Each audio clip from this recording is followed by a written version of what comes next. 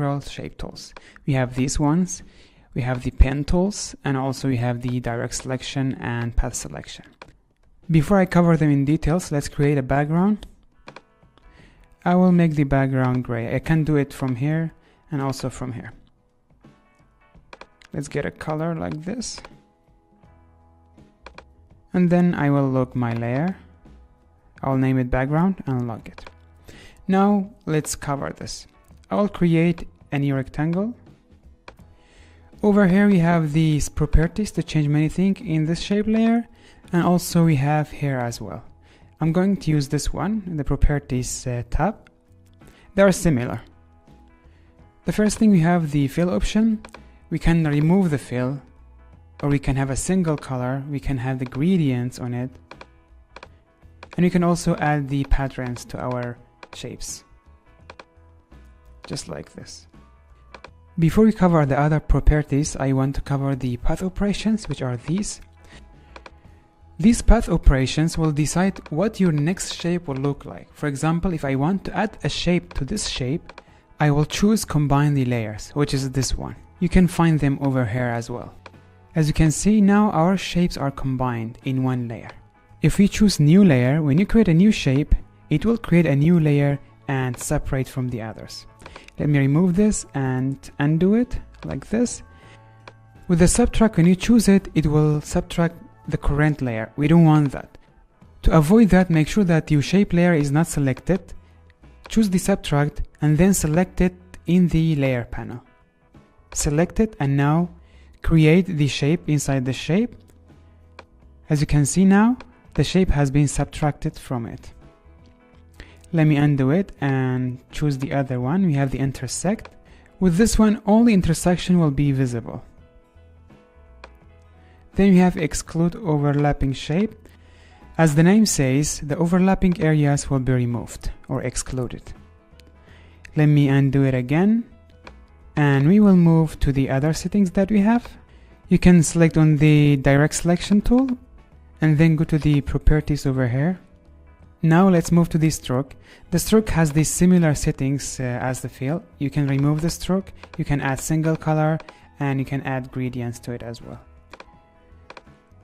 Sorry, over here you can play with the width of the stroke. Let's change the color to something more obvious, make it black. And then the other one, the look of the stroke. You can have the dashes, you can have the dots, and you have more control in this area. For example, let's add some numbers in these dashes and gaps. By playing with this number, you can have a unique stroke on your shapes. Let's keep it like this. Actually, I'll change this one as well. Okay, it looks nice like this. I'll keep it. With this setting, we decide whether we want our stroke to be inside or in between inside and outside, or outside. Then we have the caps. If you want to round the caps, you can do it from here, just like this. And also we have the corners, if you want to round them, or if you want them to be straight, or you want to cut them like this. Let's make it round. Then we have the control over the corners of the shape. We can round them like this. Right now they are all connected. If you change one of them, all of them will be changed similarly. If we unlink them, let's unlink them. Click on this icon and you can round them and change the settings individually,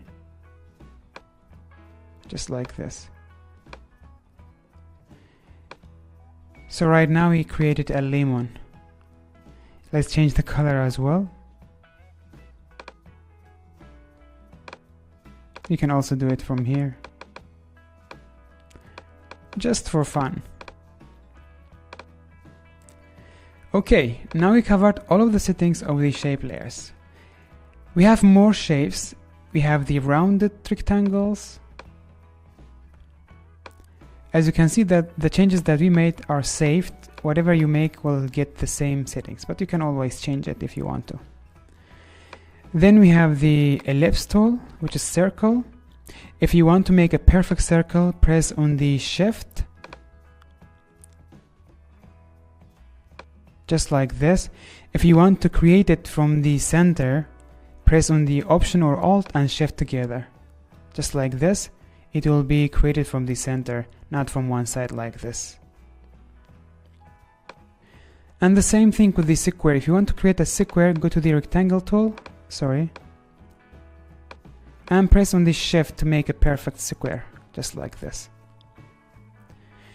Now let's move to the other stuff.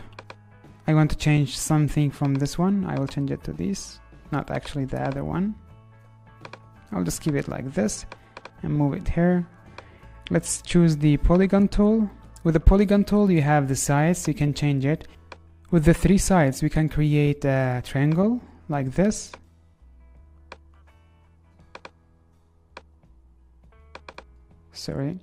If we change this to 4, it will be a square.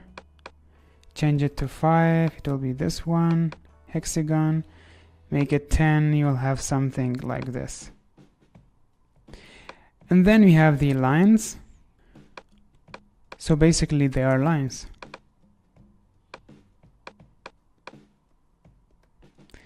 And then we have the custom shapes. Photoshop has some custom shapes. You can use them in your design if you want, or you can also upload yours. Let's use this one, just like this. And it has all of the settings that the shape layers has. Okay guys, this will be the end of this lesson. In the next lesson we will be covering the pen tools. I'll see you there. Bye bye.